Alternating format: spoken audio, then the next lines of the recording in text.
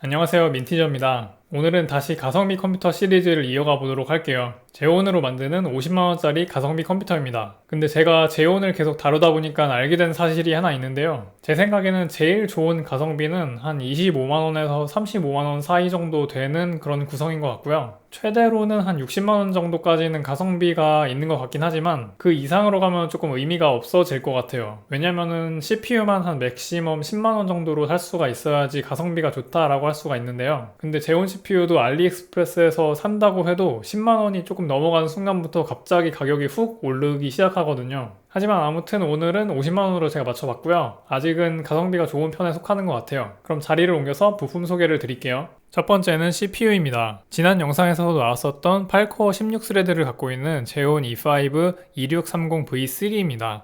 알리익스프레스에서 구매를 저는 했었는데요. 참고로 제가 살 때는 대략 63,000원 정도에 샀었는데 지금은 제가 구매한 가격보다 훨씬 많이 올랐더라고요.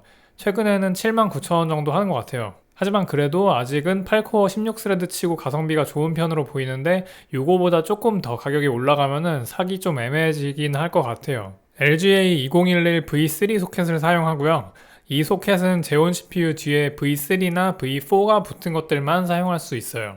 샌디 브릿지나 아이비 브릿지 기반 제온은 뒤에 아무것도 안 붙거나 아니면 V2가 붙는데 똑같이 LGA 2011이라고 적혀는 있지만 V3와는 호환이 안 돼요. 이 점은 참고를 해주시고요. 다음은 메인보드입니다. 요새 전체적으로 알리익스프레스 컴퓨터 부품 가격이 조금 오른 느낌이 있는 것 같아요. 메인보드도 저는 약 72,000원 정도에 샀었는데 최근에 보니까 76,000원 정도까지 올라가 있더라고요. 이 메인보드는 PCB 기판 위에는 X99Z V102라고 적혀 있는데 많은 브랜드들이 각자 다른 모델명을 붙여서 팔고 있어요. 근데 기본적으로는 전부 다 같은 모델인 것 같아요. 알리익스프레스에서도 X99Z V102라고 검색하면은 되게 많이 나오니까 이 중에서 저렴하고 그리고 판매자 평이 좋은 걸로 사시면 될 것 같아요. 메모리는 DDR4를 사용하고 쿼드 채널 메모리도 지원합니다. 그런데 제가 사용해보니까 DDR4 4GB 모듈은 작동을 안 하는 것 같았어요. 4GB 모듈이 기판 위에 칩이 4개만 붙어 있는데 이런 경우에는 작동을 안 할 수가 있다고 하더라고요. 하지만 8개가 붙어 있는 8GB짜리 메모리는 정상적으로 잘 작동합니다. 저는 일반 DDR4 메모리를 사용을 했지만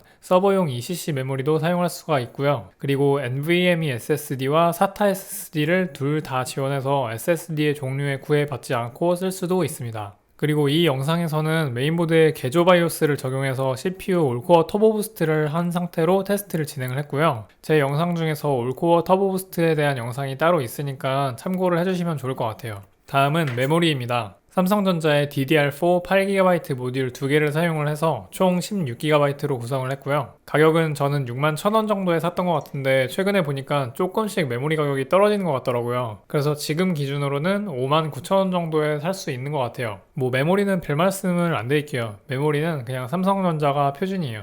다음은 그래픽카드입니다. 사실상 이 50만원 컴퓨터 구성의 주인공이라고 할 수 있는데요. 지포스 GTX 980 Ti입니다. 이미 3에서 4세대 정도 전에 나온 그래픽카드이긴 하지만 성능은 상당히 좋습니다. 참고로 가격은 대략 17에서 18만원 정도의 중고나라에서 구할 수가 있는데요. 최근에 매물이 잘 안 올라오는 것 같기는 해요. 근데 대략적인 가격은 저 정도에 형성이 되어 있는 것 같아요. 참고로 저는 예전에 16만원인가 주고 개인한테 샀었는데 아직까지 문제는 없습니다. 제가 산 거는 조텍이라는 회사의 모델인데 소음도 상당히 조용한 편이고 그리고 제로팬 기능도 있는데 단점은 전기를 좀 많이 먹고 열도 좀 많이 나요. 그래서 파워 서플라이도 조금 든든한 녀석을 사용해 줘야 됩니다. 하지만 18만원 정도에 이 정도 성능 내줄 수 있는 카드가 없을 거예요. 제가 산 이 카드는 6핀 전원이랑 8핀 전원을 각각 하나씩 갖고 있는데 8핀만 2개를 갖고 있는 모델도 있더라고요. 이거는 뭐 카드마다 그리고 제조사마다 조금씩 다르니까 참고를 해주시면 좋을 것 같아요. 다음은 SSD입니다. 바로 전에 그래픽카드 비교 영상에서 사용했었던 삼성전자의 PM981A 256GB 모델입니다. 이 제품도 뭐 다른 말이 필요 없는 가성비 제품이에요. M.2 슬롯을 사용하는 NVMe SSD인데요. 이거는 제가 확실하진 않은데 512MB의 D램이 탑재된 제품이라고 들었거든요. 그래서 용량이 많이 좀 찼을 때도 속도 저하가 별로 없다는 부분도 큰 메리트인데요. 물론 뭐 장점만 있는 건 아니고 벌크 또는 병행 수입 제품이기 때문에 AS를 포기해야 된다는 단점도 있어요. 하지만 제가 몇 번 말씀드린 것처럼 SSD는 고장이 좀 잘 안 나는 부품 중에 하나라서 초기 불량만 아니라면은 AS 받을 일 자체가 거의 없기도 합니다. 사람마다 뭐 판단 기준이 다르지만 저는 가격 대비 상당히 좋은 제품이라는 생각이 들어요. 다음은 파워 서플라이입니다. 제가 지금까지는 여러 번 6,000원짜리 전격 500W 제품을 사용을 했었는데요. 그래픽카드가 먹는 전기가 상당해서 이번에는 전격 700W 제품을 사용했습니다. 하지만 역시 중고 제품으로 구매를 했고요. 다나와 중고장터에서 700W로 검색을 하면은 상당히 많은 판매글이 나옵니다. 저는 FSP 하이퍼K 700W 중고 제품을 구매를 했는데요. 뭐 판매자마다 좀 다르겠지만 최근에는 23,000원에 판매 중이신 분이 있더라고요. 그리고 꼭 이게 아니더라도 더 저렴한 것들도 많이 있습니다. 파워 서플라이도 중고로 사면 가성비가 좀 좋은 부품 중에 하나인 것 같아요. 무상기간 남아있는 제품들도 되게 저렴하게 판매가 되고 있습니다. 이런 것들 중에서 좋은 브랜드 제품을 하나 골라서 사시면 될 것 같아요. 다음은 쿨러입니다. 쿨러는 또 등장한 제일 싼 쿨러죠. 에버텍이라는 회사에서 나온 펜 사이즈 95mm짜리 CPU 쿨러입니다. 제 영상을 처음 보시는 분들도 많으실 테니까 설명을 드리면은 알리익스프레스에서 제온 CPU를 주문하면은 딱 CPU만 오고 쿨러는 따로 사야 되거든요. 그래서 가장 저렴한 거를 제가 다나와에서 주문을 한 거고요. 제가 써보니까 가격에 비해서 상당히 괜찮은 제품이에요. 다만 이 제온 소켓에서만 사용할 수 있고 다른 어떤 소켓에도 사용을 할 수가 없으니까 이 점을 알아두시면 좋을 것 같고요. 요 쿨러 말고 제가 다음으로 눈독이 들여지는 게 생겼는데 에코에서 나온 스트마스터 자이로스라는 제품입니다. 이게 올해 7월에 다나와에 등록이 된 제품인데요. 펜 사이즈가 92mm짜리가 있더라고요. 요게 대략 18,000원 정도 하는 것 같은데 설치 방식이 나사 고정형이고 히트 파이프도 4개짜리라서 상당히 괜찮아 보이지만 이 영상에서는 가격을 맞추기 위해서 요 저렴이로 사용을 했습니다.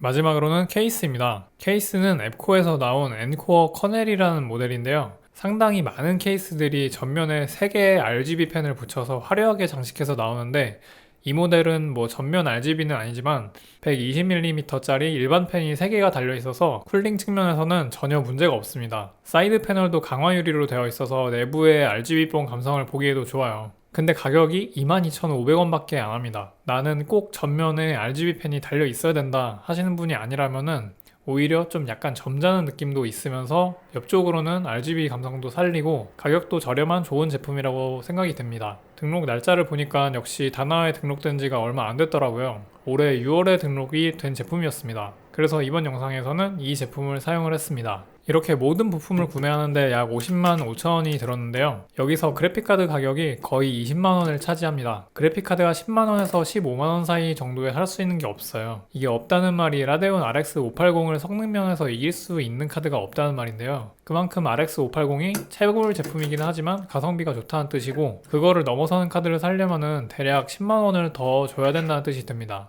이거는 새 제품이나 중고 제품이나 뭐 같은 현상인데요. 원래 메인스트림급보다 조금 더 좋은 성능을 가지려면요. 돈은 그 성능 차이보다 훨씬 더 많이 들어가게 되어 있습니다. 그래서 제가 영상 초반에서 말한 것처럼 가성비는 60만원 구성 정도까지가 적당하다고 생각이 들었던 거예요. 아무튼 뭐 컴퓨터는 이렇게 조립이 끝났습니다. 그럼 테스트하러 가볼게요. 첫 번째는 파이어 스트라이크입니다. 그래픽 스코어에서 확실히 급 차이가 나긴 하네요. 17,439점을 기록해서 돈값을 하는 모습입니다. 피직스 스코어는 14,809점을 기록해서 8코어의 힘을 보여주고 있고요.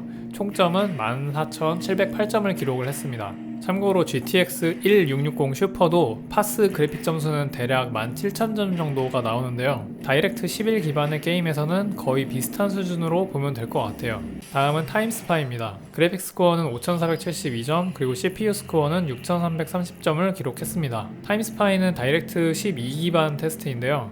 여기서는 GTX 1660 슈퍼보다는 훨씬 못 미치는 그래픽 스코어를 기록했습니다. 아무래도 연식이 좀 된 카드라서 다이렉트X 12에서는 힘을 좀 잘 못 쓰는 모습인 것 같은데요. 참고로 오버워치나 배틀그라운드 같은 경우에는 다이렉트X 11 기반이라서 1660 슈퍼랑 큰 차이가 없을 것 같은데 콜 오브 듀티 워존 같은 거는 차이가 날 것 같아요.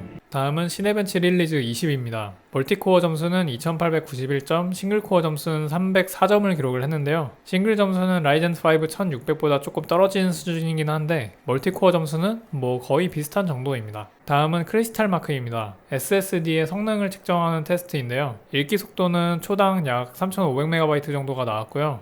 쓰기 속도는 초당 약 2300MB 정도가 나왔습니다. 부품을 소개할 때 말씀을 드렸지만은 뭐 가격 대비 엄청 좋은 성능이에요. 54,000원 정도에 이 정도 성능 나오는 SSD가 흔하지가 않아요. 물론 AS는 포기해야 된다는 점 다시 한번 말씀을 드릴게요. 다음은 CPUG 벤치마크입니다. 비교군은 라이젠 5 1600으로 놓았는데요. 보시는 것처럼 싱글 스레드 성능은 약간은 떨어지고 멀티 스레드 성능은 조금 더 좋게 나왔어요. 시네벤치에서 확인했던 것과 비슷한 경향을 보이고 있습니다. 그럼 이제 게임으로 알아볼게요. 모든 게임은 풀 HD 해상도에서 진행이 되었습니다. 첫 번째는 오버워치입니다. 옵션은 높음에 렌더링 스케일은 100%인데요. 캐릭터가 없을 때는 평균 약 280프레임 정도까지도 왔다 갔다 하다가 개싸움에서는 160프레임까지도 떨어지면서 평균적으로는 약 230에서 240프레임 정도를 보여줬습니다. 그래픽카드 사용률은 대부분 90% 정도로 유지되긴 했지만 계속 쭉 99% 정도를 찍는 것 같지는 않아가지고 풀 옵션으로도 테스트를 했는데요. 풀 옵션에서는 대략 평균 160프레임 수준을 보여줬습니다. 확실히 풀 옵션에서는 그래픽카드 사용률이 98%에서 99%를 계속 찍는 거를 보면은 병목이 있는 건 아닌데, 높음 옵션에서는 그래픽카드가 처리해야 되는 연산량 자체가 적어서 그냥 적당히 돌고 있었던 것으로 보여집니다. 다음은 배틀그라운드입니다. 배그 역시도 비슷한 경향이 있었는데요. 국민 옵션으로 테스트했을 때는 그래픽카드 사용률이 90%를 못 넘는 상황이 계속 지속이 되었고, 최종적으로는 평균 150에서 155프레임 수준으로 보여졌는데요. 풀옵션으로 다시 테스트를 했을 때는 사용률을 90% 정도 계속 찍어주는 모습이 보였습니다. 여기서 CPU 사용률은 30%를 넘는 경우가 거의 없어서 병목은 없었다고 보여지고요. 풀옵션에서는 최종적으로 평균 약 130에서 135프레임 정도를 보여줬습니다. 사실 배그 같은 경우는 워낙 최적화에 대해서 말이 많은 게임이고, 그리고 CPU 성능에 영향을 많이 받아서요. 그래픽카드를 업그레이드한 것에 비해서는 프레임 상승 효과가 거의 없어 보였습니다. 배그는 그냥 라이젠 3 3300X로 가는 게 가성비가 제일 좋은 것 같아요. 다음은 섀도우 오브 더 툼레이더입니다. 옵션은 울트라로 진행한 테스트에서 평균 약 72프레임 수준을 보여줬는데요. 여기서 확실한 그래픽카드 성능 차이를 느낄 수가 있었습니다. RX 580의 경우에는 라이젠 3 3300X에다가 물렸을 때도 평균 58프레임 정도였으니까 평균 대략 14프레임 정도가 좋아졌다고 보이네요. 다음은 GTA 5입니다. 옵션은 울트라로 진행한 벤치마크 테스트에서 평균 약 73프레임을 기록했습니다. GTA도 확실하게 프레임이 상승한 게임인데요. 계속 테스트를 진행하면서 지속적으로 드는 생각이지만, 옛날 게임이고 최신 게임이고 최적화가 잘 된 게임일수록 그래픽카드 성능에 영향을 많이 받는 것 같다는 느낌이 들었습니다. 다음은 문명 6입니다. 옵션은 항상 진행하는 높음으로 테스트를 했고요. 결과적으로 평균 약 90프레임 수준을 기록했습니다. 역시 문명도 동일한 경향을 보여줬습니다. 라데온 RX 580에 비해서 50% 정도 높은 성능 향상폭을 기록을 했습니다. 이번 구성에서는 GTX 980 Ti가 주인공이었습니다. 라데온 RX 580이 약 95,000원 정도 했던 걸 생각을 해보면은 가격이 18만원으로 거의 2배 정도가 뛰었는데요. 다음 영상에서는 제가 30만원짜리 그래픽카드로 구성을 만들어 보려고 합니다. 본체 가격에서 그래픽카드가 차지하는 비중이 엄청 커지고 있어요. 아마도 60만원 정도? 그 정도 선이 가성비라고 부를 수 있는 마지노선이 되지 않을까 싶습니다. 근데 제가 지금까지 보여드렸던 그런 구성들 말고도 되게 가성비 좋은 구성이 있으니까 그거는 제가 계속 연구를 해보면서 알려드리도록 할게요. 그럼 오늘도 봐주셔서 감사하고요. 행복한 하루 되세요.